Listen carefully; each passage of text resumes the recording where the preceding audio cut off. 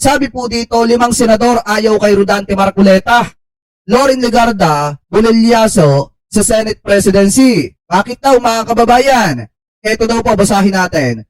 Muntik nang maging Senate President si Senadora Loren Legarda noong Miyerkules kung hindi ipinilit na ibalik si Senator Rodante Marcoleta bilang chairman ng Senate Blue Ribbon Committee.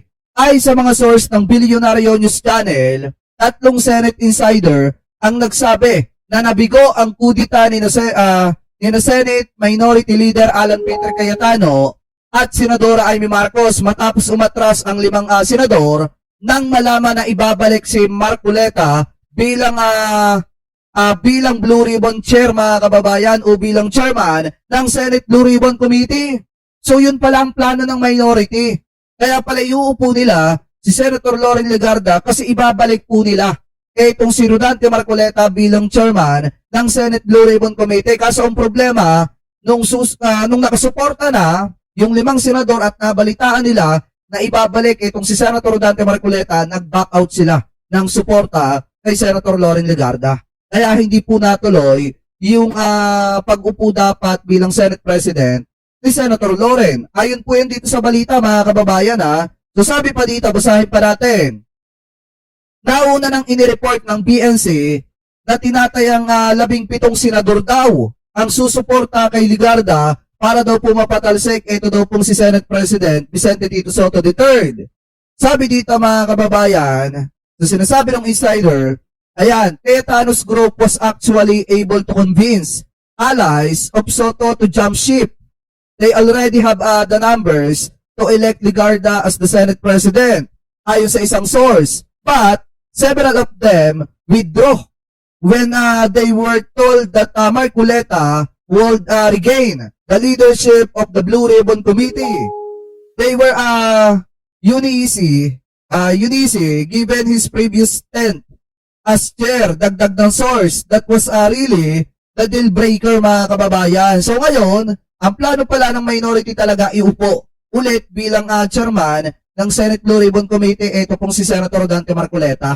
Ano po kung sakali na ang magiging Senate President ay ito pong si Loren Legarda, kaso ang problema nag-back out yung 5. Kasi nga, hindi nila gusto itong si Marcoleta na mamuno ng Senate Blue Ribbon Committee. Dahil alam naman po natin mga kababayan, o siguro alam din naman nung 5 mga senador na once na maupo ulit yan bilang chairman ng Senate Blue Ribbon Committee, yung nasimula ni Tito Sen, at yung mga dapat papanagutin ng mga kaalyado po nila sa minority, baka malabo na po mapapanagot yan.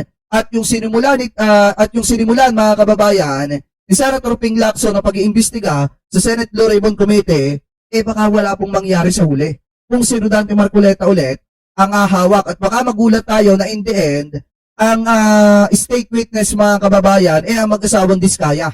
Kasi nga, kita nyo naman sa mga paliwanag ni Senator Rodante Marcoleta kung bakit mga kababayan ganun na lamang katindi. Ano po yung pagtatanggol niya sa mag-asawang Diskaya. So malaki ang posibilidad na pag siya ulit ang chairman ng Senate Blue Ribbon Committee, baka ganun, mga Diskaya na naman ang ipagtanggol niya ng ipagtanggol at idiin naman niya yung mga tao na wala naman sa sinasabi ng ebidensya. Ano po, so ngayon sabi pa dito, basahin pa natin. Binanggit naman ng isang insider na nagsimulang umugong ang kudita sa Senado matapos lumutang ang draft report ng Blue Ribbon Panel hinggil sa ginagawang investigasyon sa multi-billion peso flood control racket. Sa naturang draft report, eto daw.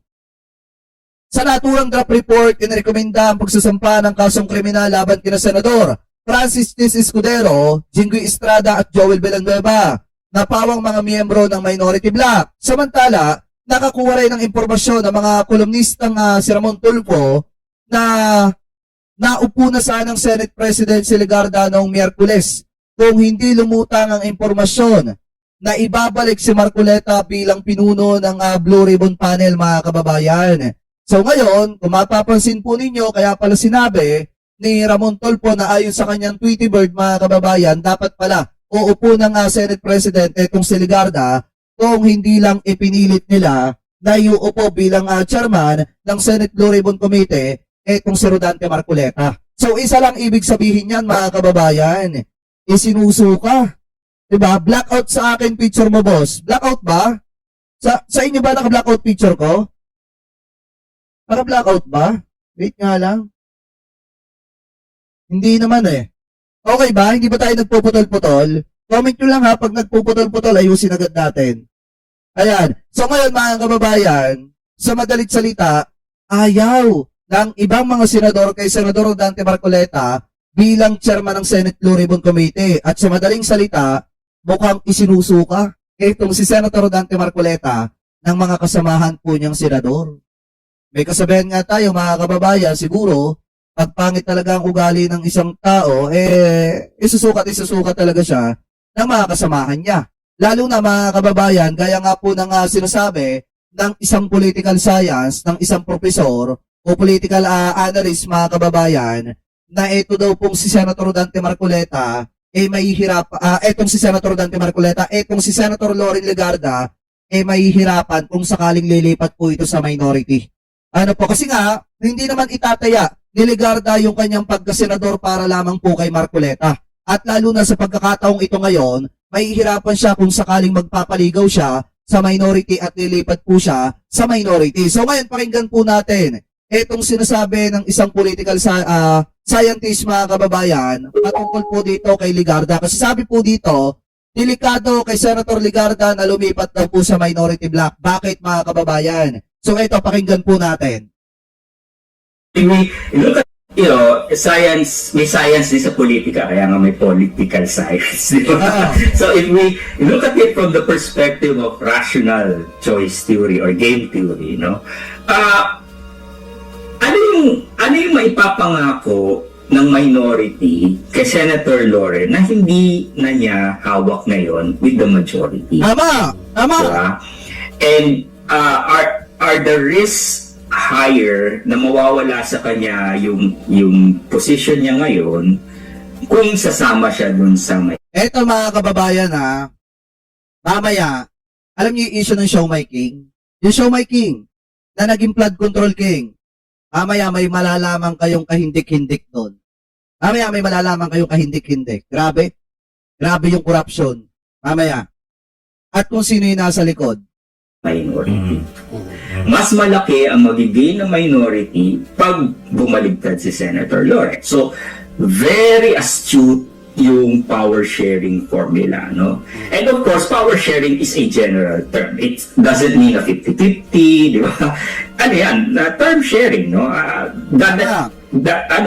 Voluntarily at a certain point, bababa itong si Senate President Soto at si Majority Leader Subiri at ipapasa, no?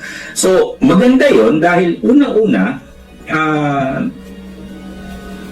ma-preserve yung majority nila, no? At less risky on the part of Senator Loren. Diba?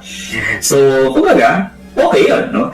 Pero, hindi nila kontrolado yung external events na mangyayari eventually. At marami pang triggers at marami pang pwedeng mangyari between now and the end of the 20th. Nakita natin yan, di ba? Nag-term sharing si Senator Drilon at si Senator Villar, no? Kaso yung kay Tito Sen naman at saka kay Legarda, hindi naman kasi masasabing term sharing yun eh. Kasi yung kay Tito Sen parang tatapusin niya yung term niya, mga kababayan. And then pagka lumipat na sa bagong Senate building, doon pa lamang bababa itong si Tito Sen sa pwesto para paupuin ito pong si Legarda. And then tatapusin muna din yung usapin ng budget for 2027 para nga naman hindi makalusot yung mga insertion ng ibang mga politician. Anyway, tuloy pa natin. After 2007, di ba?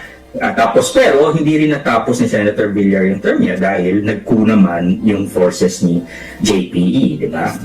I remember I was close observer of the Senate back then. Talagang nasubaybayan ko yan. So, yeah, there is more at risk for Senator Loren kung sumama siya sa minority at hindi rin siya sure na she will be in the driver's seat with the allies in the minority. Diba? Ah, So, diba? mas at home siya dito sa pangako. Kasi nga, ang number one ally naman ni Senator Tito Soto ay si Senator Ping Lacson. And Senator Ping Lacson and Senator Lauren Legarda have a very close political and personal relationship. Ayun o. Di ba mga kababayan, ibig sabihin kayo, kung kayo tatanungin, may maipapangako pa ba ang minority at may maibibigay pa ba siya kay Senator Lauren Legarda nang wala sa kanya ngayon? Kasi ang minority naman, mga kababayan, kung tutuusin na ngayon, walang bearing ngayon sa Senado. Lalo na, kita nyo ba ang pinaggagawa nila?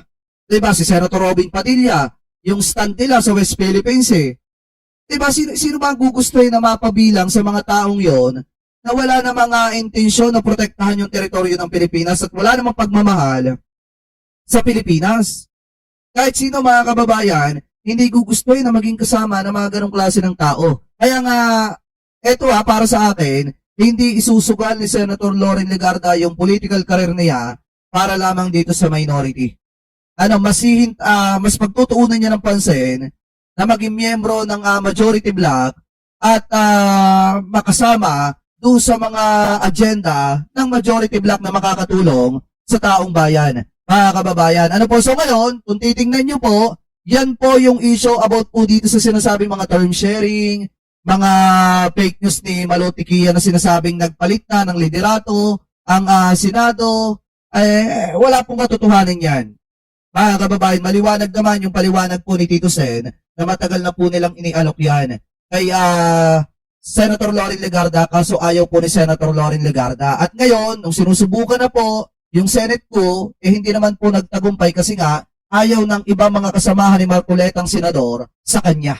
Sa madalit salita, isinusuka po allegedly itong si Senator Dante Marcoleta. Ayaw nung iba mga senador na maging chairman ng Blue Ribbon Committee itong si Marcoleta. Yan po yung katotohanan dyan. So anyway, kayo po, ano po masasabi nyo? Hingil po dyan. Comment below na lamang po kung ano po ang komento at opinion po ninyo. Hingil po sa usapin na yan. Pegador, wala kang kawala. Pegador, kayo ay maganda. Pegador, galit sa masama. Pegador, ang sa inyo bebenga. Pegador, wala kang kawala. Pegador, kayo ay maganda. Pegador, galit sa masama. Pegador.